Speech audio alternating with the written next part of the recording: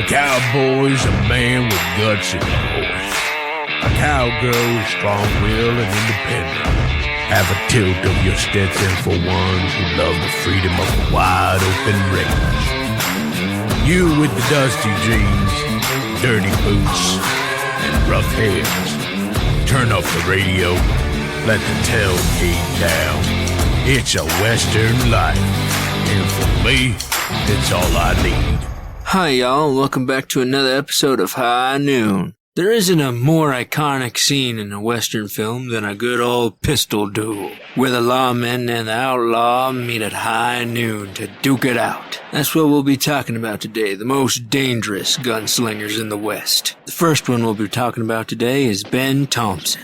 Now, he was a gambler, gunfighter, and sometimes lawman who rubbed shoulders with some of the most prominent figures in the West. Now, he started his criminal career at the age of 17, where he stabbed and killed another gambler that he accused of cheating. Known to be lightning fast on the draw, he soon gained the reputation of a gunfighter after shooting two men on Christmas Eve of 1876. Wanting to escape this reputation, he took a job as city marshal of Austin, Texas. He was forced to resign when he killed a local theater owner named Jack Harris during an argument. Thompson himself was killed in 1884, alongside infamous gunfighter King Fisher, after being ambushed in an opera house by Harris's friends. A little lesser known, but more violent, definitely, was John King Fisher. Now, he was in and out of prison from the age of 16 in the early 1870s. Fisher became known as a bandit. He started running with a group of outlaws who raided ranches in Mexico. Fisher was known for his flamboyant styles, wearing more bright colors,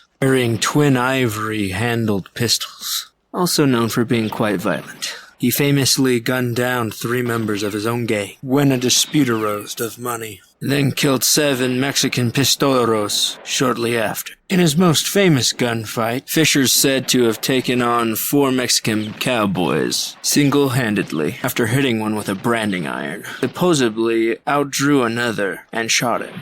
In his typical brutal fashion, he then shot both of the man's unarmed accomplices. Then in 1884, he was ambushed in an opera house and he died next to Ben Thompson. Now those were some crazy stories. We'll get back to them after this ad break. Does life have you down? Is large family and small apartment too much? Are you not growing potatoes good enough for state? But try extreme vodka. It is vodka filled with the lethal amount of caffeine. But we are Russian, we can handle it. Anyway, don't trust extreme vodka? Well, here you go. Russian stamp Soviet noise. Union stamp of approval. There you have it. You break no law, you don't go to gulag. You can eat it with your borscht and live happy life with oversized family in tiny apartment. Anyway, this has been Extreme Vodka. Back to the gunslingers. Famed lawman Wyatt Earp. Probably one of the most storied figures in the Wild West. He was also known as a very accomplished gunslinger, who was greatly feared by the bandits of his time. Earp had a varied career. Saw him travel to boom towns like Wichita and Dodge City, and the lawless town of Tombstone to serve as a sheriff, and participate in some of the most legendary gunfights of all the 1800s. The most famous of these gunfights was undoubtedly at the OK Corral, which occurred in 1881, when Earp and his brother Morgan and Virgil and friend Doc Holliday confronted a group of cowboys who had recently been arrested for robbing a stagecoach. 3 of the cowboys were killed in the fight, and everyone except Wyatt was wounded.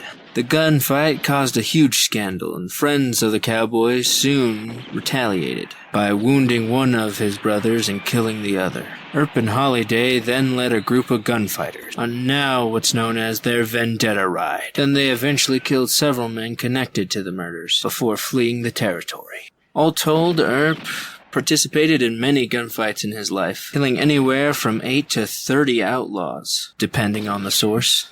And his exploits remain some of the most famous in the West. Now that was a crazy and intriguing story, but now our segment is coming to an end, so I wish all of you a good high noon.